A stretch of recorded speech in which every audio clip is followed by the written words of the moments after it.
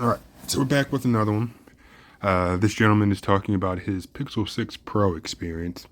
I'll be honest, I don't own a Pixel 6 or a Pixel 6 Pro. Today's date is July 3rd, 2022, and the Pixel 6a is slated to come out sometime this month. I do plan on purchasing that device. Of course, that's not the same device as the Pixel 6 Pro, but they both have that Tensor chip on the inside. And with Google doing whatever they're doing with their new silicon, there's definitely been a lot of problems. So I hope that things that he talks about in this particular video, whatever issues he might have had with the initial launch of the phone, have been ironed out by the time the Pixel 6a is released. Knowing Google, from my perspective, and from things that I've seen around, there's a good chance that even with this new phone, there's still going to be some issues. So we'll find out what he has to say. We'll find out what happens when the Pixel 6a is released. I'm sure I'll make a video about that. Hopefully I'm trying to think. I doubt I'll buy it new. So even if it's released in July of 2022, I probably personally won't have one until sometime in September, maybe August at the absolute earliest. But trying to find a used one, knowing that the retail price is $449, I probably am going to want to spend maybe $299 or maybe $350 at the most. So we'll see what the used market is looking like at that time. I would just get a Pixel 6, but honestly, at this point, these phones have just gotten too big. And 6.1 inches is still too big, but that's the size of the Pixel 6a. That's the size of this Galaxy S22. That's the size of the iPhone, what are we at, 13 now? So I think the 13 Pro is also 6.1 as well. But these phones have just gotten too big, and I refuse, as long as I can help it, to buy one of these larger ones. So anyway, I think I've seen this video once. It's been in my little playlist for quite a while. So I knew that at some point I wanted to speak on it. I do enjoy a lot of his Chrome Unboxed videos, or a lot of his videos. This is the Chrome Unboxed channel. Most of what I've seen, though, is with regards to Chromebooks. Back when I was interested in buying one, it was definitely nice to see his perspective on a lot of them. So let's get into it. Sometimes you just need time to lend you a bit of perspective. That's 100% the case for me and with the Pixel 6 Pro, a phone I personally dismissed in the early days as I decided which Pixel I was going to pick up in late 2021. The story I told myself made a lot of sense back then, and I can still appreciate my decision, but it doesn't mean that it wasn't misguided. For a minor reason last week, I put my SIM card back in the Pixel 6 Pro that we keep here in the office, and since that moment, I've fallen in love with Google's premium phone. So let me tell you why. About a week ago, I had this thought. With the Pixel 6 and PUBG new state, there's been this persistent jitter in the controls when you drag your right thumb across the screen. It isn't there nearly as much on other phones, and so I wasn't sure if this was like a tensor-related thing or an... So already off top, I appreciate what he's sharing with us, that his gaming experience for one particular game has been a little laggy. Now, of course, for a lot of people, that's just not applicable, myself included.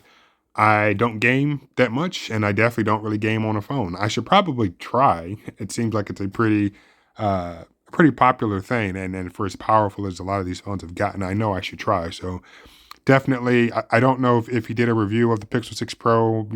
Probably, in fact, he probably did. In fact, he might have just mentioned that when it first came out.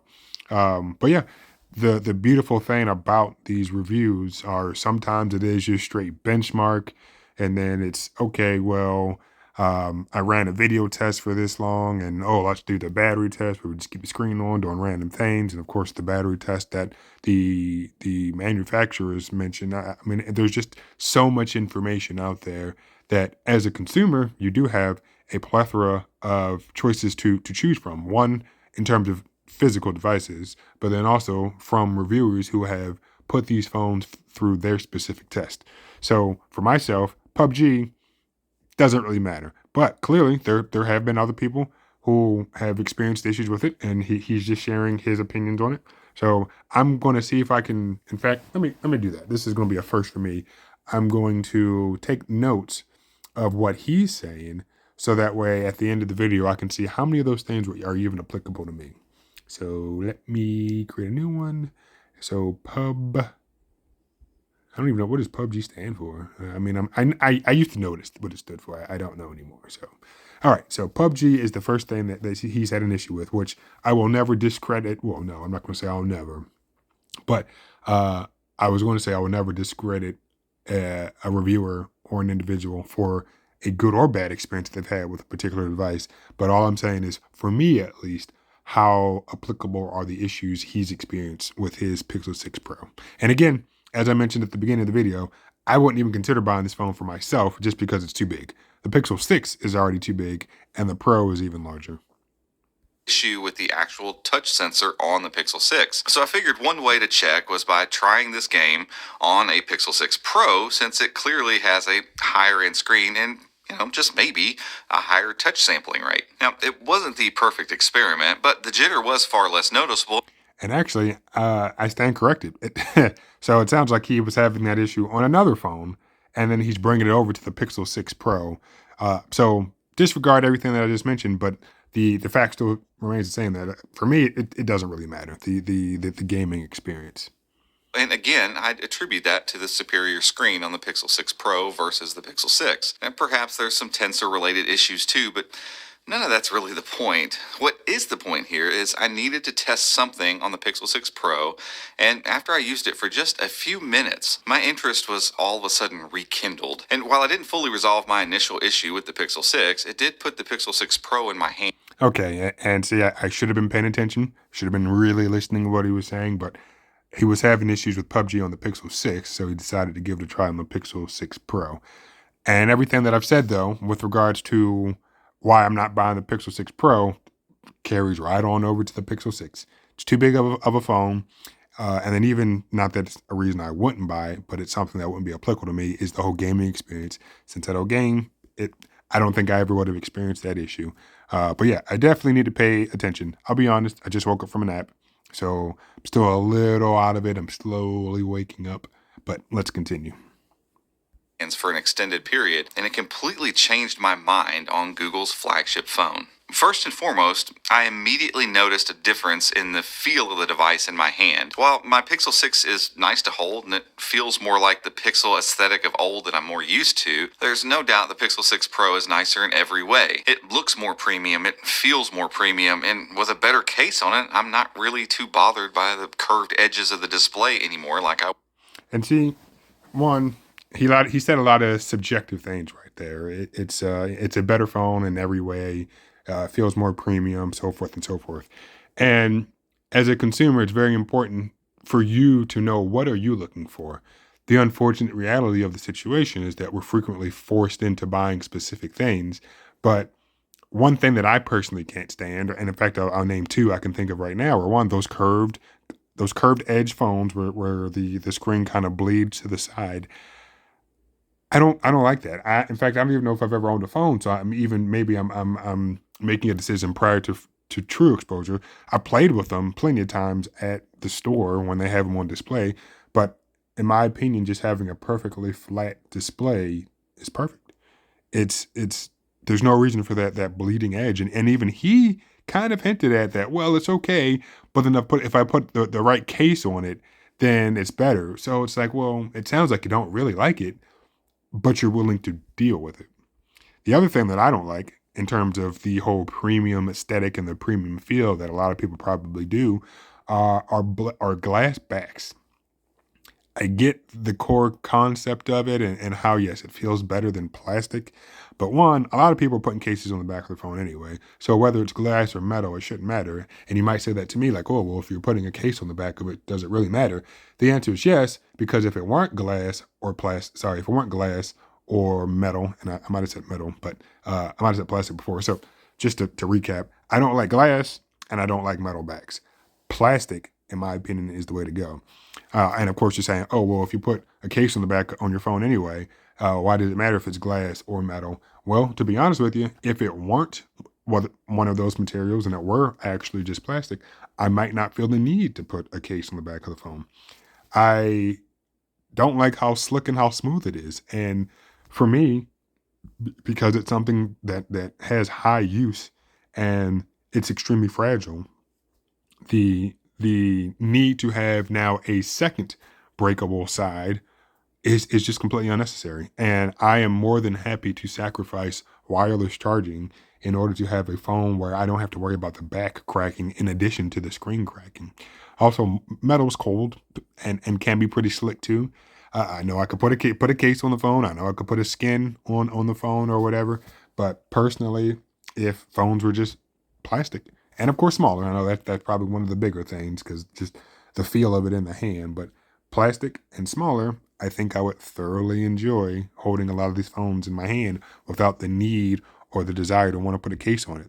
And as like I try to think about this, it's like, okay, you have all of these manufacturers that make cases and some of the cases are, $50 cases and come with warranties and so forth and so forth. Other ones are $5 cases like the ones I've gotten at Walmart. And I'm trying to understand what's the job of these cases? Is it to protect the back? Is it to protect the front if it has kind of like a little raised lip, kind of like this one on my iPhone and on this Galaxy? But could I not get the same result with like a bumper or something that has the little raised lip on both sides, perhaps? But then if the phone at that point is still glass, I probably still would want an entire case. So I'm going on and on about a case and the screen and even everything and kind of just what he's saying. Everything's subjective. It is what it is. It's what you like. And I think he's already said he's made a compromise with regards to, well, if I put a case on it, I'm okay with the screen. Was early on. In my earlier video about these two phones, I felt odd about the Pixel 6 Pro being such a Samsung or OnePlus-esque type of device. I've always loved the understated and simple beauty of Pixel phones through the years, and the Pixel 6 Pro was a big departure from that. I'm not sure what that says about me psychologically, but I just wasn't ready for that sort of vibe back in October. I wanted all the niceties of a Pixel in a familiar and simple body, and the more premium Pixel 6 Pro just didn't deliver that for me. But my hangups with the premium feeling phones in general, including the Pixel 6 Pro, are definitely gone now. So instead of feeling a bit put off by the build quality, I'm actually loving it now. And that quality of parts is at its peak when we start talking about the screen. It's just flat out mesmerizing to look at. With a larger 6.7-inch measure that flows over the edges, there's Yeah, 6.7 inches. I wasn't too sure. It's too big for a phone at this point. I mean, I really am trying to understand, I guess, from a consumer standpoint, as well as from the manufacturer standpoint, like what actually is happening. And I apologize for all the noise right there, but what actually is happening? Are they making the phones so big because we're buying them, or are we buying them because they're making them so big? And I get that we're using our phones more now than ever. And I'll agree that doing things on a bigger screen is definitely easier. But I've always said it, and I'll always say it, that if I need to truly be productive, I'll go to a full blown computer, whether it's a laptop or a desktop. If I need to be productive, I'll go that route. And thinking about carrying a 6.7-inch screen in my pocket right now, just it blows my mind. And I was using the Samsung Galaxy S22 Plus for about a week and a half, and I believe that it has a 6.5-inch screen. And I had to stop. I mean, one, in part because I went back to the iPhone because of iMessage, but two, the phone was just physically too big. I mean, carrying that around my pocket just was uncomfortable. Trying to even just use the phone was uncomfortable. And as I think about 6.7 inches, which, it's only what, 0.2 of an inch larger, but diagonally that really expands the width and the height of the phone. Why? I mean, is there going to be a 7-inch screen at some point? Like, at what point did we just say no? Like, that's a tablet, and I don't want to have to carry that around everywhere I go. And there's no need for me to have to carry that around. Of course, enter in folding phones, but I don't want to have to do any of that. I just want a smaller phone. And as far as I'm concerned, right now, The Pixel 5 was probably the perfect size. I just got rid of my Pixel 4a, and I didn't upgrade to the 5 because I was like, well, I'm not really using this phone as my main device. But as I held my Pixel 4a next to my Pixel 2, which I believe they're all around the same physical size, as well as the Pixel 3, and the 4 might have been about the same height, but what you get is, and I could see how nice it is the same physical footprint of the phone, but the shrinking of the bezels. And of course, by the time you got to the Pixel 5 or the 4a and the 5, you really have minimal bezel and you just have the little hole punch for the camera. And for me, that's absolutely perfect. That size right now, I'm staring at my Pixel 2 right now, and I know what my 3 look like, and of course I know what my 4a look like, and I know what the 5 looks like. That size for me at one point was too large, I'll admit, but I did get used to it. And it took me a little while to get used to it, but I have now had a phone of that size in my possession for 2 years now, 2.5 years maybe, between the 2, the 3, the 4, and the 4a. And I think that is kind of the golden spot for me. And you're listening to this and you might say, well, you'll just get used to a 6.5 inch screen. And I honestly don't think I will. And I've tried, like, believe me, I've tried, like, with this Galaxy, this is 6.1, and I'm still like, this is a lot of phone. And I just navigate back to the iPhone and it's the 12 mini. And that's for doing stuff related to phone stuff. So calls, text messages. The phone that's in my pocket is the smallest phone available right now. And yeah, I don't want to say it's disheartening, but it is. They just keep making these phones bigger and bigger. And I don't, I'd say the sad reality is, yeah, there are a lot of people online who do complain about the sizes of phones, but then they go out and buy the big one anyway. And I think that's evident in the fact that there was a 12 mini, a 13 mini, but there will not be a 14 mini. And I forget who the gentleman was, somebody who was, I think, pivotal in the creation either of Google or I don't know, one of these companies who I think they started the website smallphone.com or smallandroidphone.com. And it's kind of a petition to manufacturers or OEMs to make another small phone for people who want one. But I think they have a lot more data on it. And even though there are a collective group of us who want small phones, we probably are the minority when it comes to that. And yeah, we're just going to have to get used to it. So I'll stick with the smallest phone physically available or available when I can. But as I think about 6.7 inches on the Pixel 6 Pro, holy smokes. And honestly, I'm trying to think, how big is the iPhone 13 Pro Max? I think it's around there. And yeah, it just baffles my mind that people want a phone that big. Like, needing to use two hands with your cell phone, I don't understand. Yeah, like, in fact, like not wanting to, or not saying, hey, it's a little more convenient, but physically, it almost seems impossible to comfortably and safely use one of those phones with one hand. Maybe for a short period of time, but for an extended period of time, you're going to need to pull out your second hand. An immersion to this display that isn't matched by too many other phones out there. It's bright, has wonderful colors, and the extra resolution and the bump up to 120 hertz refresh rate are things that my eyes are picking up on. While I still contend that 1080p is enough for phones, the extra pixels and crazy smooth refresh rate just make things feel so high end. And after 6 months of looking at the Pixel 6 screen, this display has me drooling a little bit every time I turn this phone on. While I was watching videos or playing games on that luxurious display, I was also reminded of the delicious speakers on this phone. They are absolutely some of the best phone speakers I have ever heard, and they make viewing content of any type an absolute joy when combined with the screen of the Pixel 6 Pro. I remember. And I'll say that phone speakers definitely are phone speakers. But it's nice to hear that he enjoys the sounds of them. I will agree that it can drastically affect your experience listening to something. To give you an idea, I mentioned that I had that Pixel 4a, and for me, the speakers were so bad that I would always use headphones when watching anything. Sometimes I'd wear the headphones for the for the respect of those around me, so they're not listening to what I'm listening to. But even when I sometimes was in the house by myself, I would still put headphones on because the speakers were that bad on that budget phone. So I'm not knocking it. I'm just saying that it definitely does improve the viewing experience. On the Samsung, the speakers are pretty good. So I listen to things regularly through the speakers. And I'll say speaker placement can also affect things.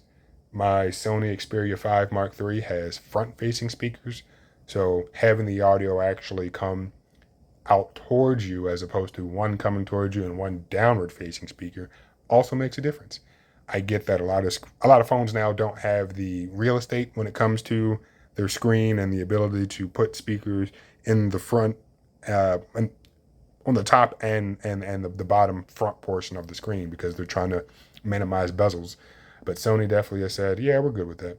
And they have, yeah, their little speakers down there, but they sound perfectly fine. So kudos to the Pixel 6 Pro for having good speakers, and I'm glad this is something that he's able to point out.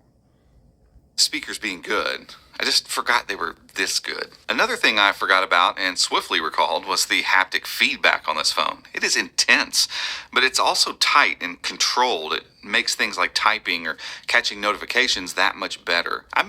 And, there are a lot of people who will buy one phone every time they need a new phone, and that's it. Or every time the cell phone service provider says, hey, we have promotions or something, and you're looking for that best deal.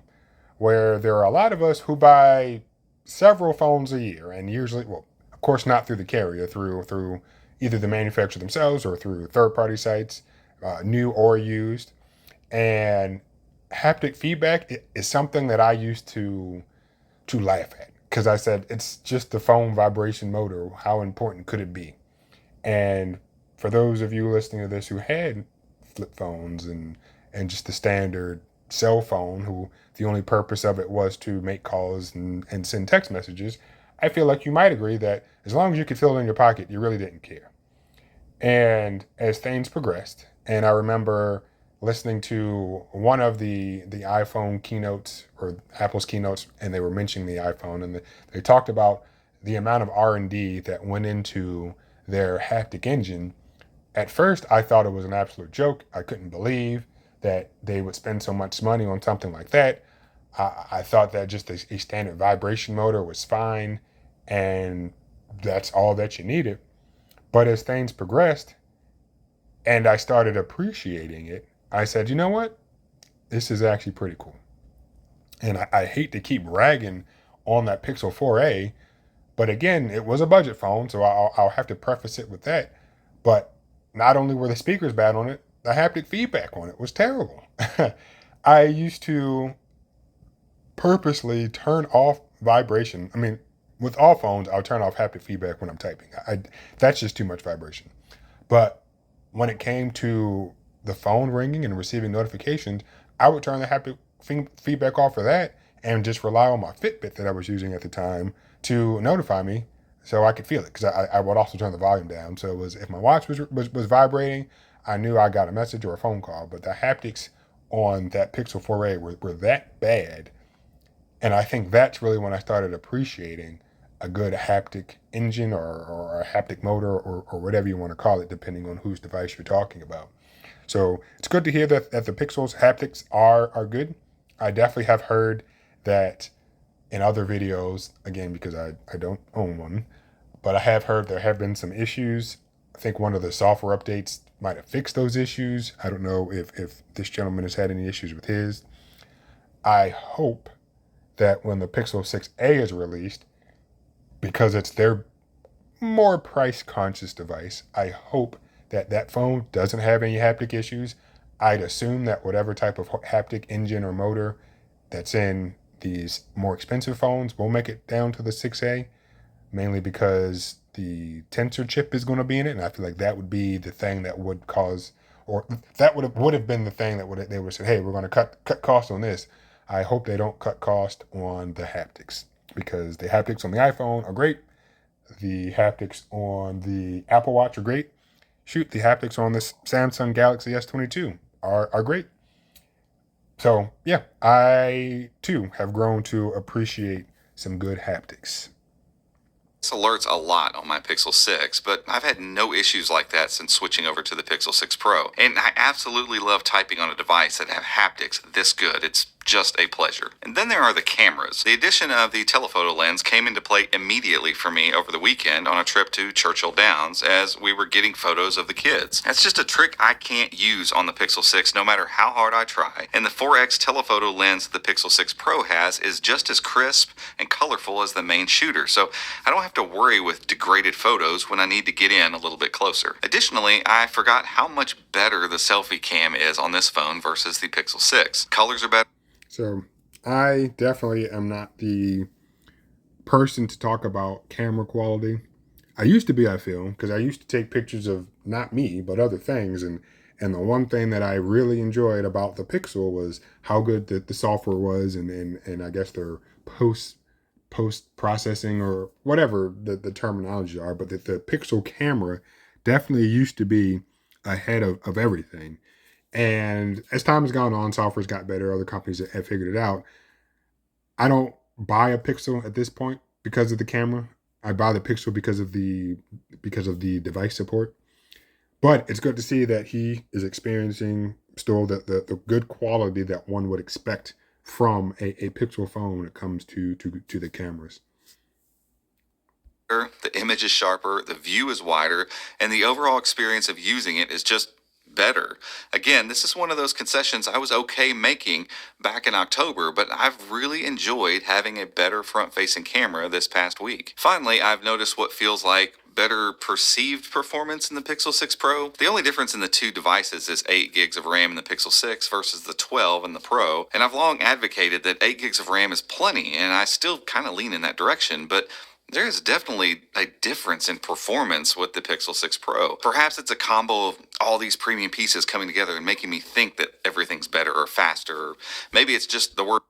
Yeah, and I don't know. Again, I feel like I have to preface every statement I make with I don't own either of these devices, but because the Pixel 6 has a 90 hertz refresh rate display and the Pixel 6 Pro has that 120, I would probably attribute a lot of that perceived increase in performance to that higher refresh rate screen. Everything just seems snappier when you have a higher refresh rate. I will definitely say this because I know nobody cares, but when using my Sony Xperia 5 Mark III, which also has a 120 hertz refresh rate, that display, I can just lock it at 120 and navigating through the UI is crisp and smooth. But the reason I appreciate that high refresh rate more than anything else is when viewing content, especially movies, on that phone as opposed to watching something on my television. I really feel like that's where that 120 hertz is most important. Not saying that 90 would be bad, but it might conflict kind of. Conflict isn't the right word, but it's not 120 hertz the same way that the source might be, the image source might be, so the actual video file. But as I said before, navigating through the UI definitely is buttery smooth. Same thing on this Galaxy S22, where it's the type of display that can go up to 120 and then ramp down to I think 24 hertz, but it makes a difference. And as he mentioned, the Pixel 6 Pro has more RAM. So depending on what you're doing in terms of multitasking, you might see an added benefit there, and then he might go into that over the course of the next few seconds. But from my experience, definitely having a high refresh rate will drastically improve the appearance of the performance of the phone. Pro in the name, or maybe that 4 gigs of RAM is really making a difference. All I know is PUBG New State runs better on this phone than it does on the Pixel 6, and in the normal daily flow of moving through all sorts of apps, I don't ever notice any slowdown. And with Apex Legends Mobile running like an absolute beast on both the Pixel 6 and Pixel 6 Pro, you can read all about that over at chromeunbox.com. I even feel like I have a proper gaming phone in my pocket now too. Now, is all of this to say I was wrong to choose the Pixel 6 in the first place? No. Does it mean that those of you who chose the standard Pixel 6 somehow made the wrong decision? And yeah, I'm curious to see what he's going to say over the course of the next minute. But yeah, like there is no right or wrong answer. And I know a lot of people, myself included, sometimes have buyer's remorse because you're like, oh man, I wanted to save a few bucks, so I decided to go this route as opposed to this one. Or if you buy the more expensive model, you're like, I spent a little more than I wanted to, but at least I got, these added features. And then you start thinking, well, maybe I don't even need those added features. So it's perfectly natural for all of us to go back and forth over the decisions we made, or the purchase decisions that we've made. So yeah, no right or wrong answer. And as I mentioned earlier, some of us do go out and buy multiple phones throughout the year. It sounds like at the studio they have the option to have multiple phones just lying around. So good on them. And definitely the average consumer doesn't have that luxury. But he's able, or he's in a position to be able to compare phones. And in this situation, we're comparing the non-pro model to the pro model. So for you, the average consumer who might be listening to this, who's made it to mark to 2 minute 30 of this 7 minute video, if you aren't having any issues with your phone, then you're perfectly fine. If you want to spend a little more money and maybe trade in or sell your current phone to go up or down, then also you have the option to do that. Now, of course, assuming that you have the resource to do so. But yeah, never think, oh, I made the wrong choice. So yeah, I'm curious to see what he's going to say over the course of the next minute, because yeah, you definitely did not make the wrong choice. You made the best choice given whatever information you had or what you wanted at the time. And it's perfectly fine for your mind to change after however many months of you using a particular device. No, it's still a fantastic phone at a really stellar price point. It has the Pixel experience that makes Google's phones so great to use, and there's nothing inherently bad about it. But there's no denying that there are real and worthwhile upgrades available in the Pixel 6 Pro if you're willing to pay for them. And my early dismissal of those features, for me and users like me, was a mistake. This Pixel 6 Pro I'm using doesn't belong to me technically, so now I'm in the process of selling my Pixel 6, and Yeah, see? So just as I mentioned, yeah, he doesn't own one. It sounds like he owns the Pixel 6, so he's going to sell that and then acquire the Pixel 6 Pro. But as I mentioned, I'm waiting and more excited about the Pixel 6a, mainly because of the screen size. And that phone is going to have a 60 hertz refresh rate screen, so even slower than the 120 and the 90. So my perceived performance of the phone might even be worse simply because the refresh rate is lower. And that might have nothing to do with the rest of the actual internals of the phone. But for me, 6.4 and 6.7 inches is just too much phone. And I'll be honest, I've only played with the phones in the store, and I know 6.7 is too much. As I mentioned, the Samsung Galaxy S22 Plus, I believe, is 6.5 inches. So maybe that tenth of an inch might make a little difference. But for me, I think I'm good just waiting on the 6A. upgrading to the Pixel 6 Pro. It's Oh, and I think what I was going to mention though is that he definitely did say there are a lot of features that you're missing out on the Pixel 6 that of course will be lacking on the 6A. But if 6.7 inches is just too much for you, then it is. And we're talking about phones here. Also, if the way that the display bleeds over to the sides, if you don't like that, then you just don't like it. If you don't take a ton of photos and you aren't too concerned about that telephoto lens or even the upgraded selfie camera, then it's something that you don't need. Even he kind of admitted that. Is he really noticing a difference between 12 and 8 gigs of RAM? It's hard to say. Is that 120 hertz refresh rate that important to you compared to the 90? Well, yeah, for me it is. But for most people, it probably isn't. And 60 for a lot of people probably is fine. But hey, it's all up to you, and you are able to figure out what it is that you like. that serious, and I'm not too big to admit that I was wrong. But guys, that's it for this one. If you enjoyed this video, give us a thumbs up, head down there, hit that subscribe button, ring the notification icon as well if you'd like to be alerted when we make future videos just like this one. Until next time, we'll see you. So yeah, good on him. And he has a Patreon channel. I don't. Or a Patreon page, excuse me. All right, I think I'm gonna wrap this one up. I think I mentioned everything that I wanted to talk about. But yeah, I'd say in conclusion, definitely go to the store, and play around with these phones before you make any purchases. Do a little bit of research at a minimum just to see exactly what the differences are. Get the first-hand experience of people who had it. Now, granted, when the phone first comes out, you'll have those reviewers who've had the phone maybe for a week, and then you do your best to make assessments based off of their assessments. And sometimes it's just not enough. And even he's saying, yes, it took time for me to actually appreciate this device. Also, both phones were pretty buggy at their launch, and I believe remained buggy for quite some time. So it's definitely a thing for the consumers to understand that none of these things are perfect, and it sometimes can take time for things to get right, but you make the choice. You figure out what's best for you and do some research.